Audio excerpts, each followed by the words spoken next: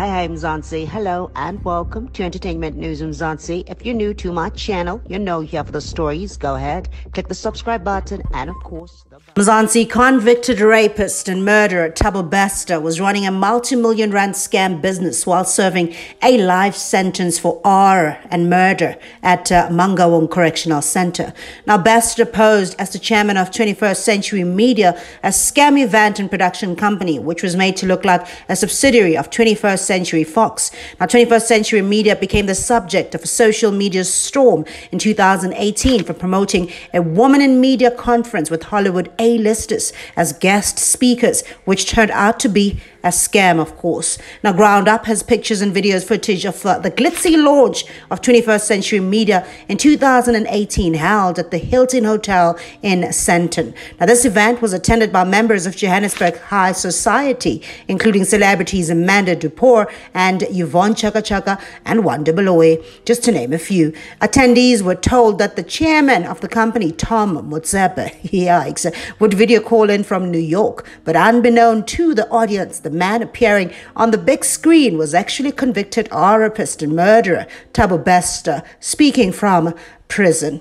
Now, Bester appears in front of a white wall wearing a suit and designer watch. A highlights video made after the event contains a clip of the audience singing Happy Birthday to Tom. The date of the conference was 13 June 2018, and Thabo Bester's birthday, guess what? It's 13 June.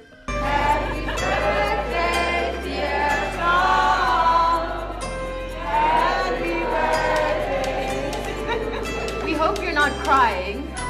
Yikes, Mzansi, we hope you're not crying. I ain't crying. I'm actually laughing from my prison cell. Now, at the time of the event, Bester was serving a life sentence at Mangaung Correctional Center, a private maximum security prison operated by a multinational company, G4S. Ground Up published compelling evidence that week that Bester faked his death in a cell fire and escaped from prison in May 2022.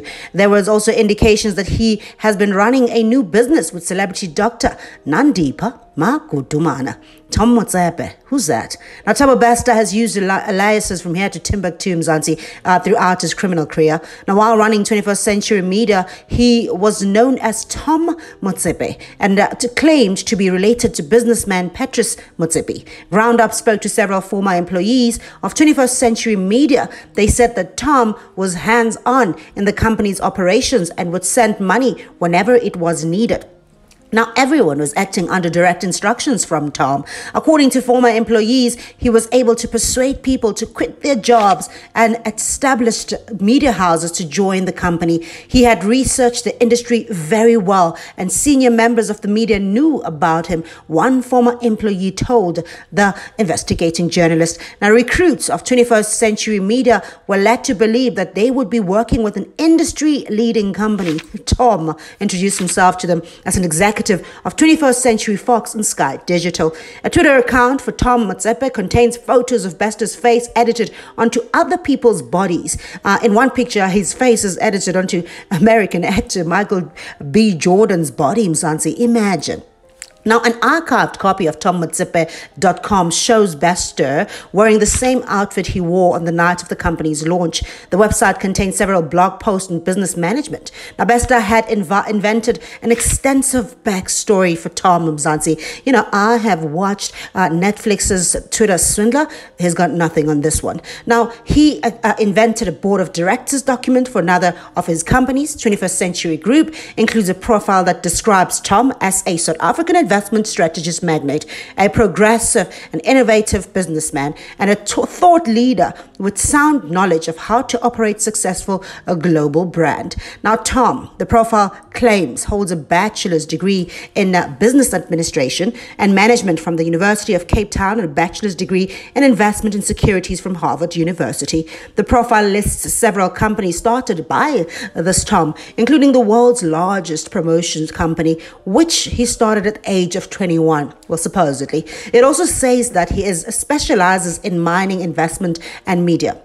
Now, according to this profile, Tom owned 33.5% of Viacom, 12.9% of 20th Century Fox, and went on to occupy UBS Financial Services in Switzerland. Now, of course, we all know this is ludicrous, of course.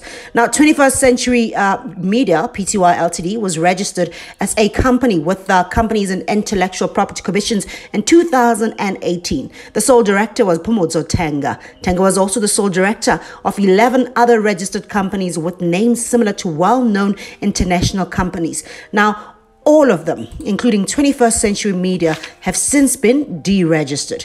Companies registered by Tenga include UBS Group, the same name as a giant financial service firm, United Talent Agency, the same name as one of the biggest international costing agencies, and Black Phoenix Digital, the same name as a UK-based PR company. Now, Tenga was also the sole director of TM Financials, which one former employee told Ground Up that it stood for Tom Motsepe Financials, and shared offices with 21st Century Media. Now, another was Sky Digital Mzansi, the logo of which was displayed on a banner at the 21st Century Media launch event and bore a striking resemblance to the logo of the UK-based television network Sky News. The logos for 21st Century Media and 21st Century Group displayed on the banner were also very similar to those of the real counterparts. Now, promotions social media posts for the Women in Media conference include a logo for UBS Group, which is almost identical to the logo of the Swiss investment giant UBS. Now, according to former employees Mzansi, Tenga was the CEO of the company, but was very rarely at the office. A full-time managing director ran daily operations, and Tom would give direct instructions to employees. Tom was supposedly based in New York, so there was always a time zone difference. Now, it is possible that it was easier for this Bester Tom, whatever his name is, to have private access to a phone, laptop, and internet at the time.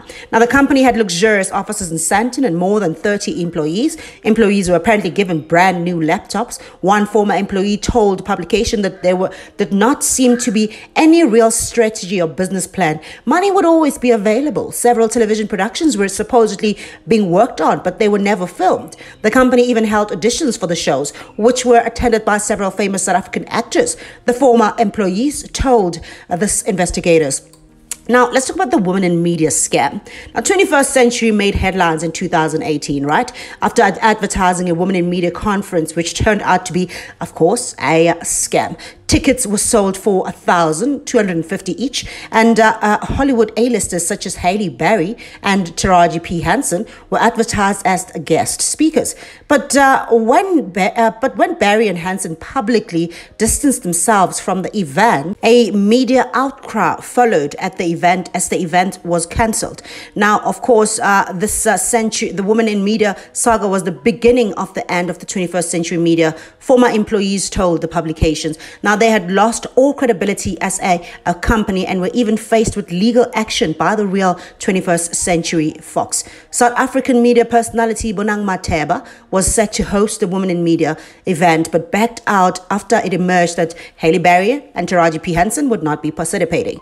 Now, according to the event's promotional posters, Mnet Channel One Magic was the official media partner for the event. Of course, at the time of the event, Mnet declined to answer questions from the media.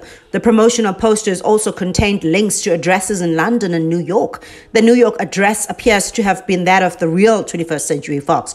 Now, after it emerged that Taraji P was not aware of the event, 21st Century Media issued a statement denying that they had falsely advertised the event. The company said that the conference was intended to build leadership and women empowerment in Africa. It called it a non-profit initiative, Mzansi. Imagine.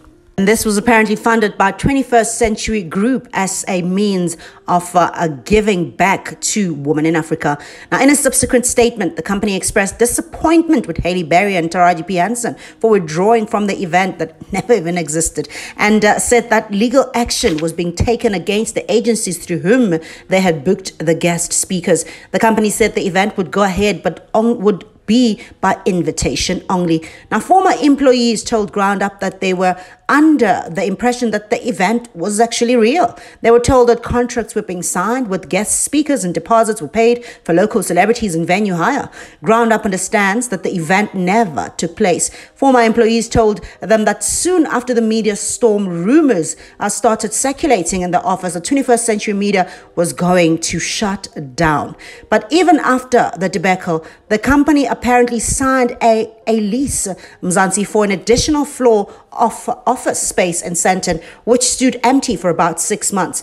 The former employees said that although they got paid their monthly salaries, they later found out that tax and unemployment insurance were deducted from their salaries, but they never saw SARS and the Department of Labor.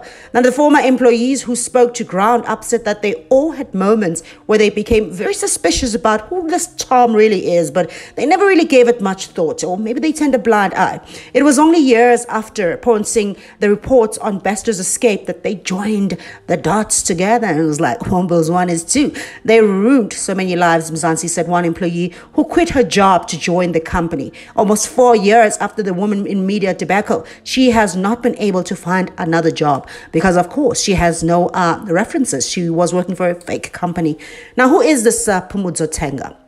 Phumudzo Tenga is a sole director of 21st Fake Century Media, describes herself as a serial entrepreneur. On her LinkedIn page, after 21st Century Media shut its doors, Tenga started a new group of companies, or a new scam of companies, called Luenda.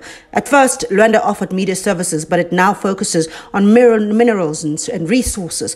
According to Luenda's website, the company provides a variety of services, including supplying and transporting fuel and coal. They also provide office stationery and IT services. The website claims that the company's clients include Eskom, Xara, and Fulani Municipality. Now, Tenga's companies have a track record of bidding on tenders, but of course, it was found that numerous instances of unsuccessful tenders they have never even applied for from office stationery in diesel. Now, Luenda Minerals was recently told by police to evacuate a residential property in Johannesburg. The company was actually illegally parking funeral tankers on the properties. Now, Tenga is married to a senior official in Ekurhuleni Municipality.